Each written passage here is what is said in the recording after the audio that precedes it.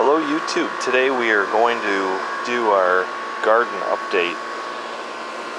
We've got a number of different things going on. One is some beets that are coming up here that I planted, I'd say about a month ago, that are finally, for the longest time they were really small. Some of them still are, but they actually just started taking off. I've been watering them quite a bit. I've got those striker beans that I had mentioned in a previous video, and they are finally taken off as the hot weather has really poured on here. So they're really responding to that hot weather. Here I've got some brassicas. These are my broccoli that I had planted about 3 weeks ago. This is going to be for a fall crop, and I've decided to start a little bit early. Something's been munching on that. Probably the chipmunk, but I also have some smaller ones here. Keep watering them. The problem is it's so hot now. We've had temperatures, today was 90, although a cold front's supposed to come through tonight, so hopefully that'll cool things down a little bit where these will start responding a little better. I have another couple beets growing there, and then this is the first bunch of beets. These are getting pretty close, I would say. And these are those cylindrical beets. Some of these have been nipped off. I've been actually cutting some of these stems and putting them in my protein shake, which have been really good. But these are getting close. I would say another few days and we'll be harvesting our first beets of the season.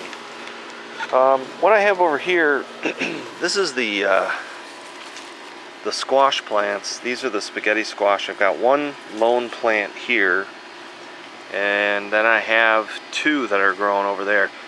It's interesting, this little piece of soil here that has gone unused, I fertilized heavily, put peat moss, and those two have really taken off. There's two plants there. Being together, they seem to be doing a little bit better than this single plant here, if you can see that. So, okay, this is the new garden, the new bed, and here we have our 4 basil plants, doing pretty well, and I think they're getting probably about 8 hours of sunshine a day. I've been just picking off these little blossom buds there at the top, but they're doing just fine. This over here is the star fruit. This is that Y1 star fruit. We are finally starting to get, and this is just a beautiful plant. You can see inside there where the male, I got 2 plants in there, yeah, 2 plants, and you can see the male stems that are coming out, and that'll be the first ones that come out. So we'll wait and see on this, but it's really perked up in this heat. I've always found the squash and the pumpkins, they do so well when it gets humid and it gets hot. They really respond. So this is doing great. This is a unique hybrid. It's a yellow squash, but it's like kind of like the size of a gourd, and it's almost in the shape of like a star fruit kind of thing. So we'll show that in a future video. And this is our jack-o'-lantern plant, which is really doing quite well, and is now starting to trail out from its container, and I'm going to try and trail this out that way. But you can see the leaves on this, big leaves, hopefully will equate to big pumpkins. See, Colin's got a fire going. Be enjoying that in a little bit. Hey, just a quick update from the video the other day. Yesterday, the tree swallows, they left. They fledged. All gone. I actually power washed the house and they flew out yesterday. So we had two young, two in the brood, and they have totally disappeared. I harvested one garlic plant. We've got a few more here that I'll be pulling, and then the onions are doing very well. And then down here we have the pickling cucumbers. Let's come down and take a look at that. And down here we have our pickling cucumbers. I've got 2 rows of, probably 10 plants total, maybe a little bit more. And what I've done is I've trellised them on some twine, and they finally have taken to it. If you can see here, they've started sending their shoots out. This one has really responded well over here. Not only has it sent out its little twine, its little runners to grab a hold of the twine, but it's been using the side of the pole to get itself up to the next level. And so the goal is to get it up to the 3rd level here, and then we can keep all of our pickling cucumbers off the ground. Not that that's a bad thing, because you pick them small, but we do have this one probably, I don't know if that's going to mature or not. We've got a number of them that are really just starting to go. So in another couple weeks we're going to have really a mass of pickles, and we're going to be fermenting those, so stay tuned for that. And looking over here at the sea of tomato plants, we have 55 Roma tomato plants. I shouldn't say they're all Roma. I got a few of them that are celebrity, but basically 50, let's call it, Romas and San Marzanos.